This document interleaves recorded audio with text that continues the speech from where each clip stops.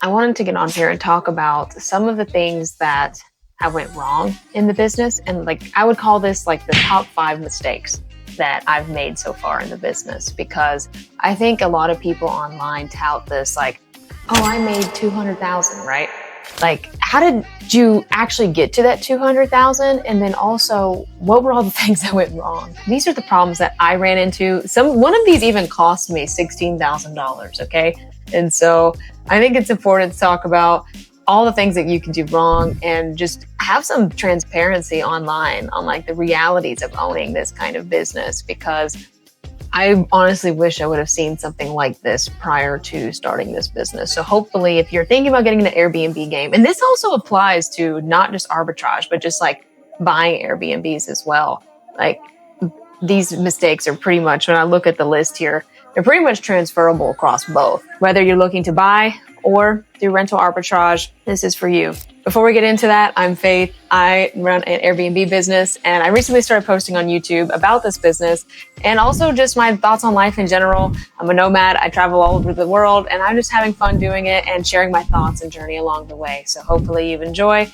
Like and subscribe. Hit your girl with a follow. I think as I'm recording this, I might have like 50 subscribers. So shout out to all 50 of y'all supporting your girl.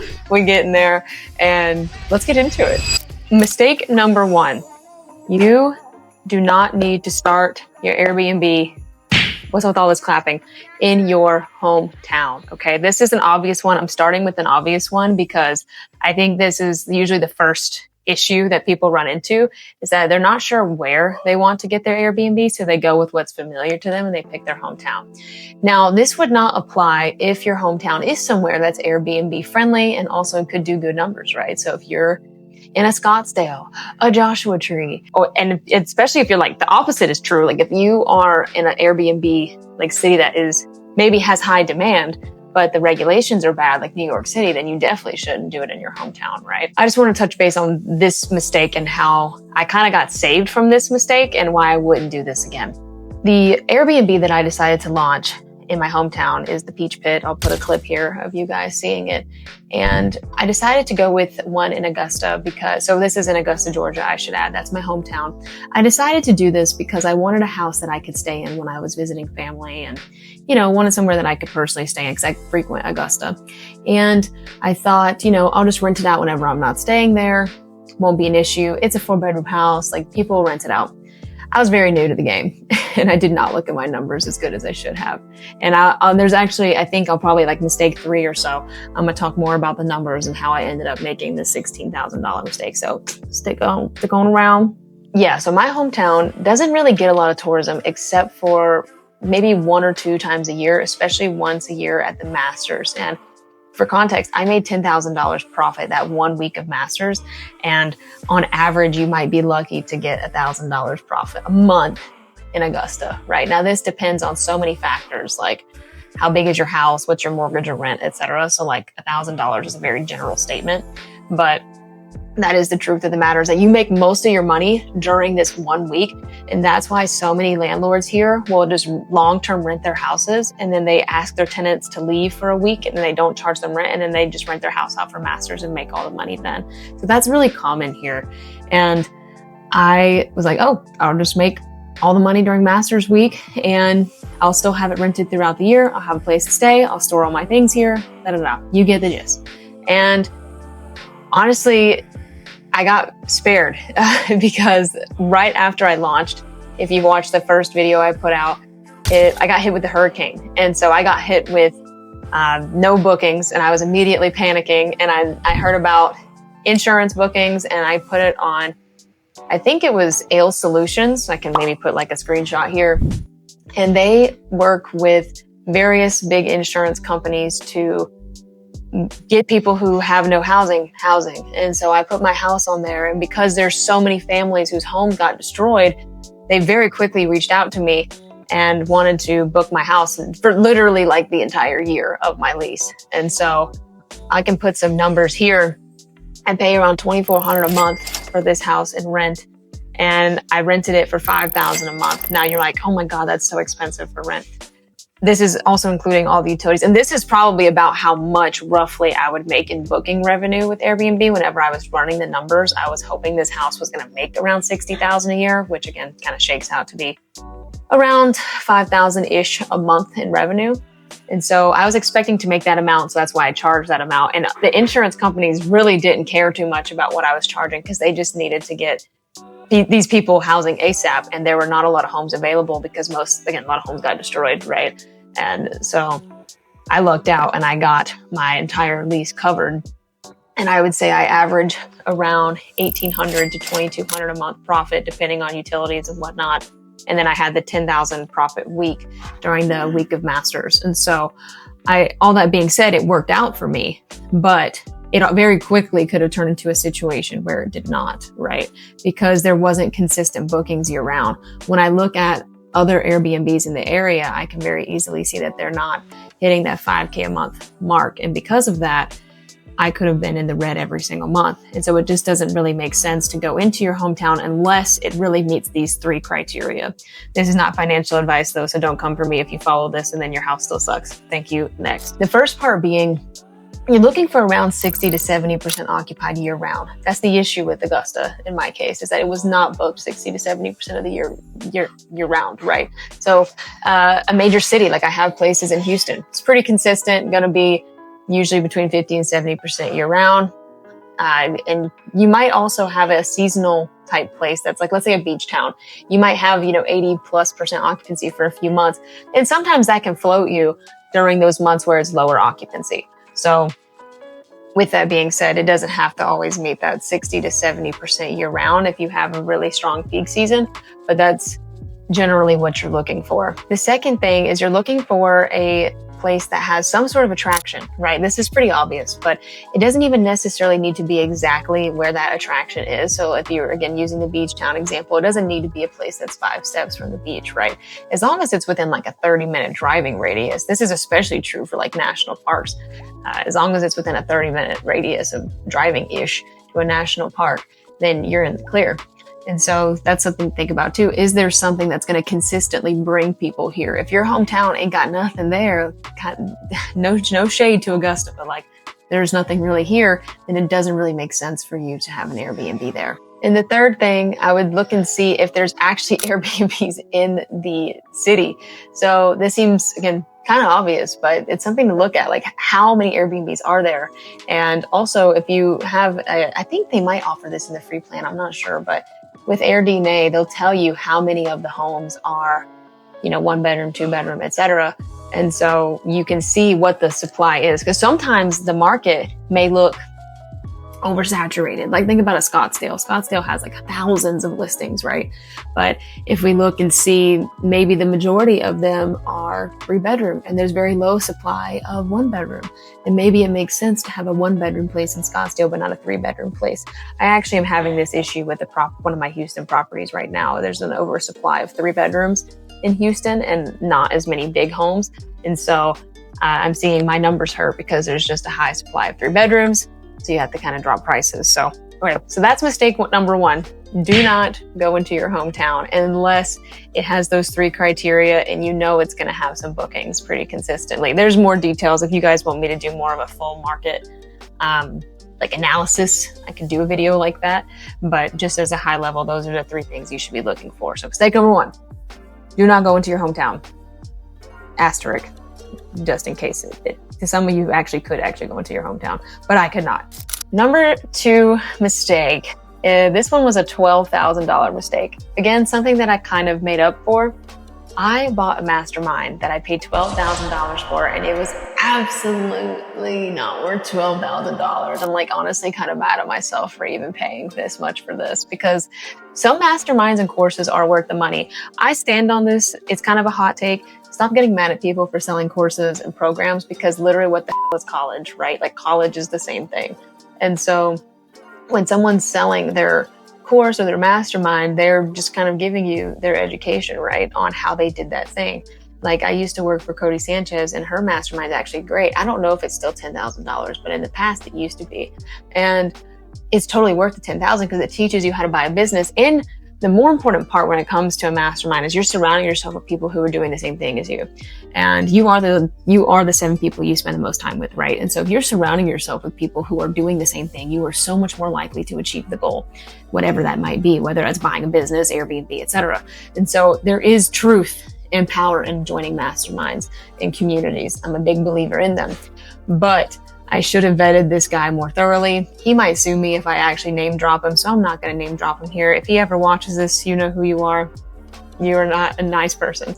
Anyway, so the good part about this group and kind of how I offsetted this is I made a lot of good connections in this group with people who are actually taking this seriously, because we all put between $10,000 and $12,000 to get into this group. So all of us we have some skin in the game, right?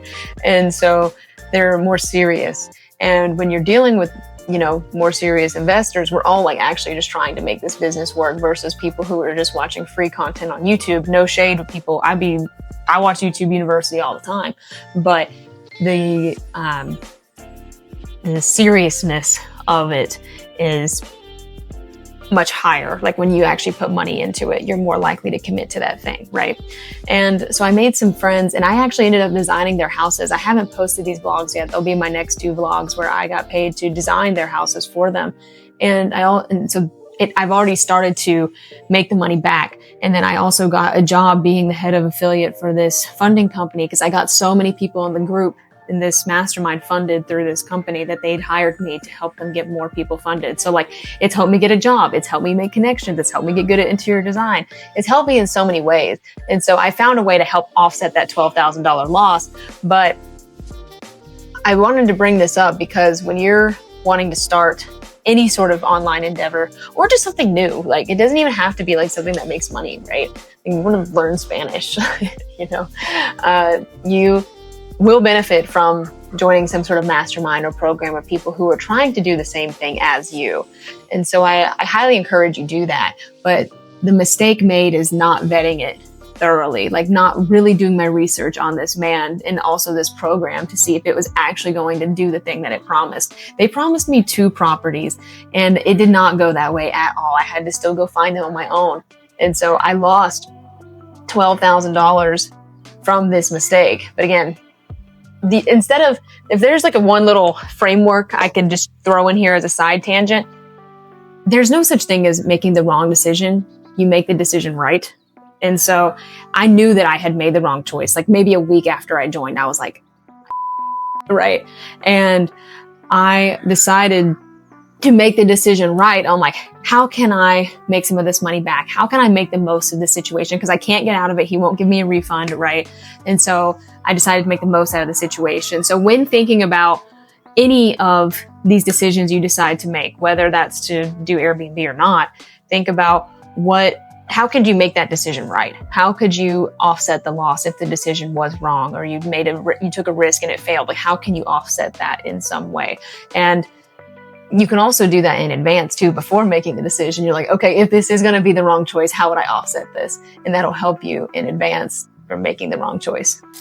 That's mistake number 2 is vet whatever program or course you're going to buy. Make sure this person is legit and get a vibe from the people who are currently in it. If you can, ask them, what is it like being in the program? Does it actually help them? See if there's actual results of people who achieve the thing, and see if they talk about profit and not revenue, because so many people love to talk about revenue. Revenue does not equal profit. It does not equal profit. The next thing, mistake number 3, this is more of an advanced mistake.